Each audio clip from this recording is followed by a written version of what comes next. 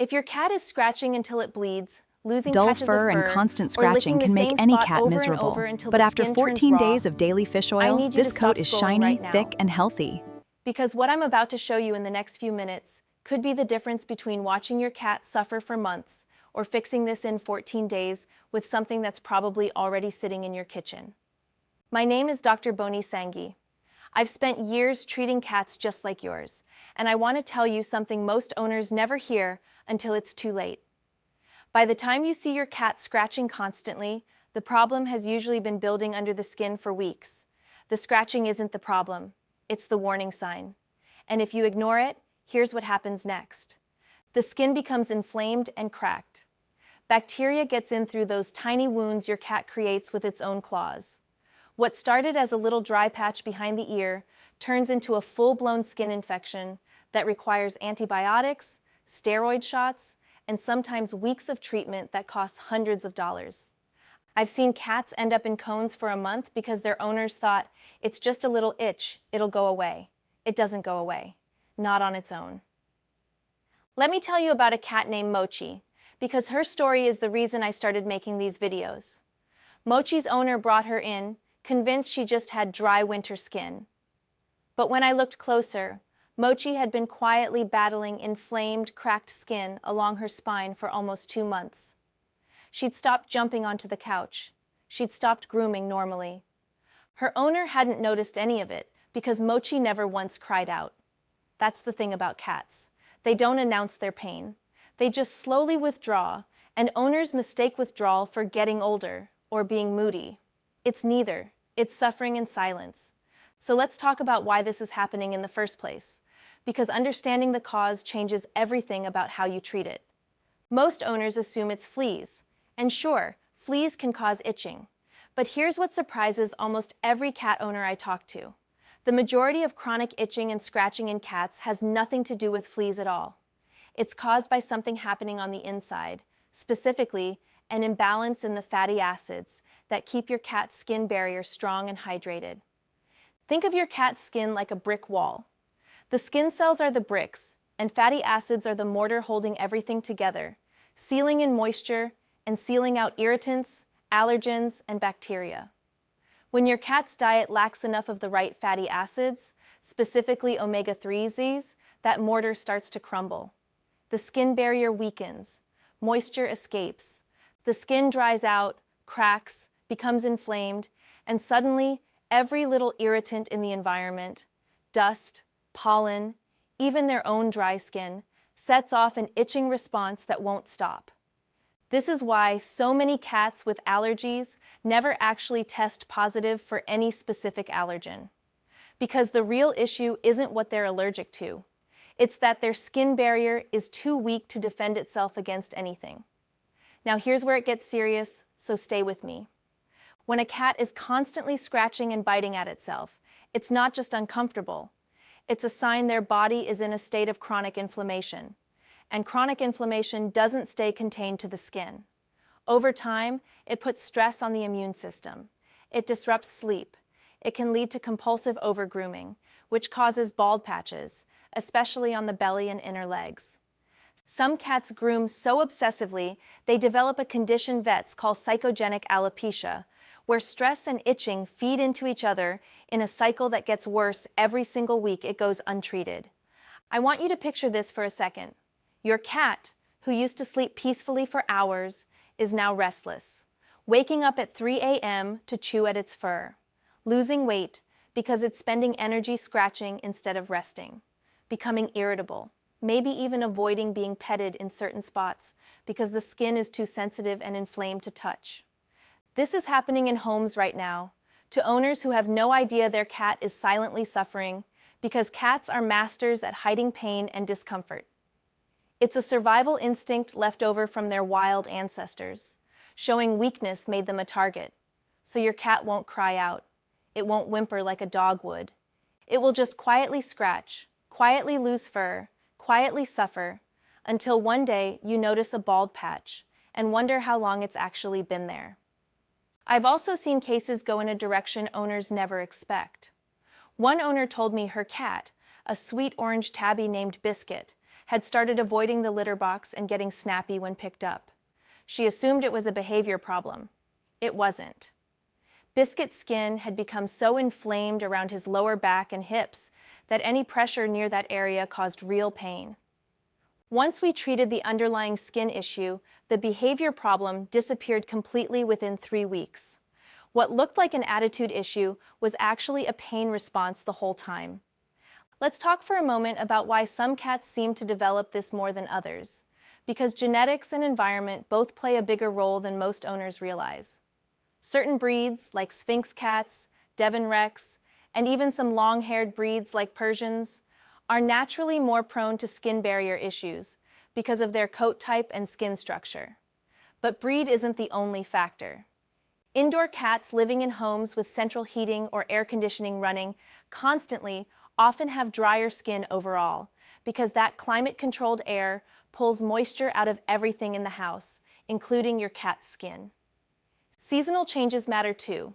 Many owners notice the scratching gets worse in winter, when indoor heating spikes and humidity drops, and again in late summer when pollen and environmental allergens peak. So what do? This is the part I wish every cat owner knew before things got bad, because the fix isn't some expensive prescription diet or a complicated medical procedure. In most mild to moderate cases, the solution starts with restoring exactly what's missing, those omega-3 fatty acids, directly into your cat's daily food. Here's exactly what I recommend to my own clients. 1 teaspoon, just one, of pure fish oil, salmon oil or sardine oil work best, mixed into your cat's regular wet or dry food once a day. That's it. No fancy supplement aisle. No prescription. Fish oil is rich in 2 specific omega-3 fatty acids called EPA and DHA, and these are the exact compounds your cat's skin barrier needs to repair itself, reduce inflammation, and lock moisture back into the skin. But here's the part that matters most, and the part most owners get wrong. Consistency. This isn't a one-time fix. You won't see results after 1 dose. Most owners who follow this start noticing less scratching around day 7 to 10. By day 14, in the cases I've personally tracked with my clients, visible improvement in coat shine, reduced redness, and significantly less scratching is common. Some cats even start regrowing fur in bald patches by week 3 or 4 because the skin finally has what it needs to heal itself, instead of fighting a losing battle against dryness and inflammation every single day. Mochi, the cat I mentioned earlier, was fully regrown along her spine by week 5. Her owner sent me a photo she still keeps on her phone. Before, patchy and inflamed. After, full soft fur, and a cat who was jumping on the couch again like nothing had ever happened. Now, I have to be honest with you about something, because I never want to give false hope. Fish oil works incredibly well for the most common causes of itching: dry skin, weak skin barrier, mild environmental sensitivities, and dietary fatty acid deficiency. But if your cat's scratching is severe, if there are open wounds, scabs, hair loss that's spreading rapidly, or any sign of infection like discharge or a foul smell, that is not a wait-and-see situation. That needs a vet visit immediately, because at that point you could be dealing with a flea allergy, a fungal infection like ringworm, or even an underlying illness that's manifesting through the skin. Fish oil supports healing. It does not replace proper veterinary diagnosis when something is seriously wrong. But for the millions of cats out there dealing with that every day, nagging, "Why won't my cat stop scratching?" itch, the kind that doesn't come with wounds or infection, just constant discomfort, this one simple addition to their food has changed the lives of so many cats I've treated.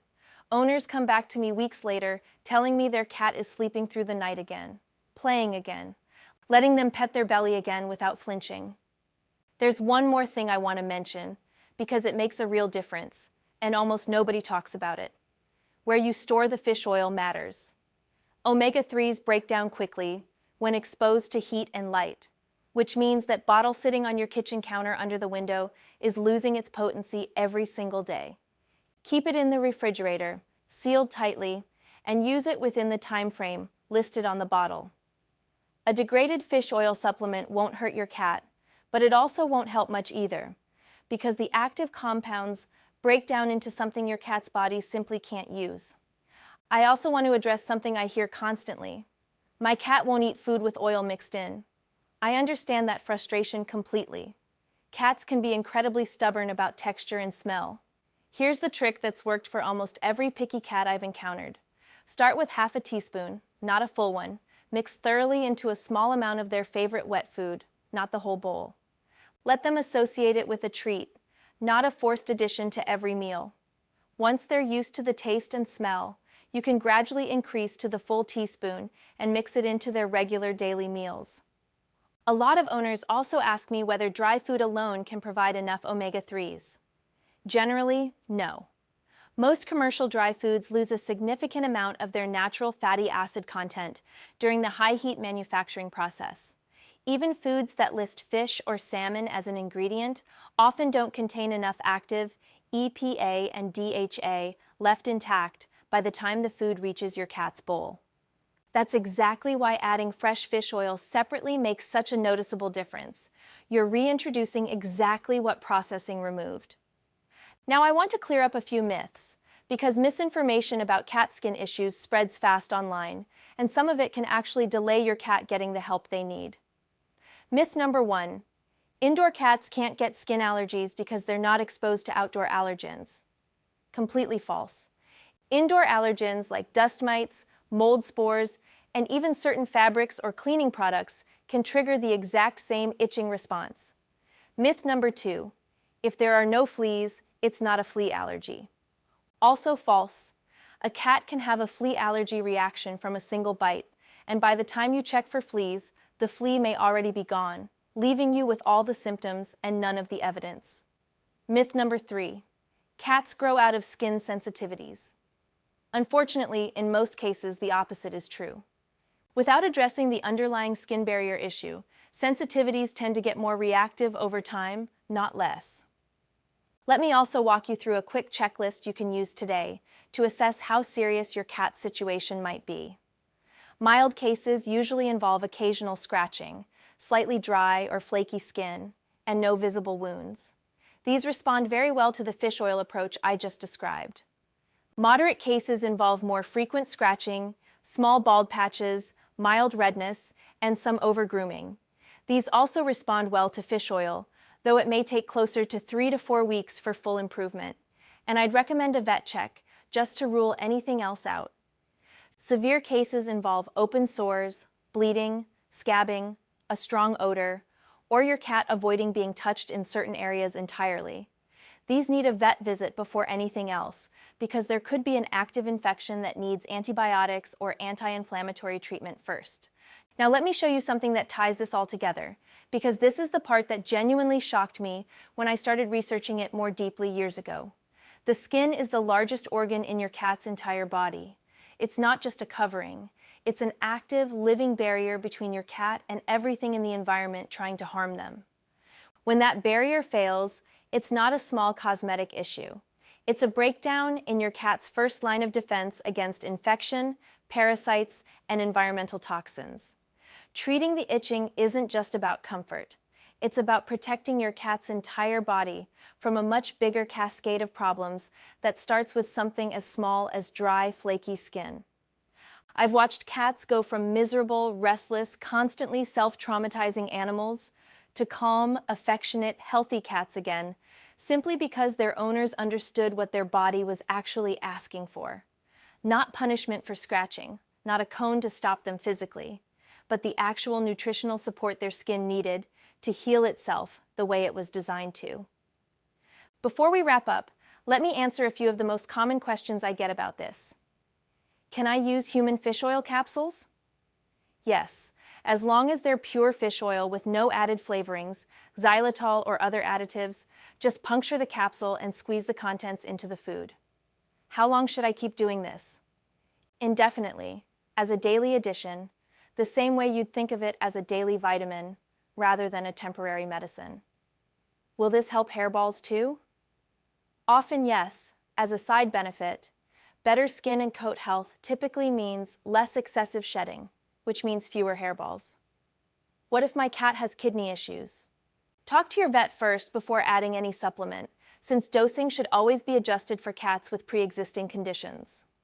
If you've made it this far in the video, I want you to do something for me right now, before you forget. Go check your cat. Run your fingers gently through their fur, especially around the ears, the base of the tail, and the belly. Look for redness, flaky skin, small bald patches, or scabs you might have missed before. You might be surprised by what you find, because cats hide this so well that most owners genuinely don't notice until it's already progressed. And if you do see something, don't panic. Now you know exactly what to do. Start with the fish oil. Be consistent for at least 2 weeks.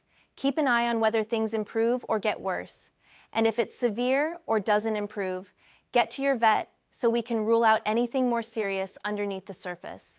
I make these videos because I genuinely believe most suffering in pets isn't caused by owners not caring enough. It's caused by owners not having the information they need at the right time. You clearly care, or you wouldn't still be watching this, so use what you just learned. Your cat is depending on you to notice what they can't tell you in words. Before you go, I want to hear from you. Drop a comment below and tell me, where are you watching this from today? I read every single comment, and I love seeing how many different places around the world are watching out for their cats.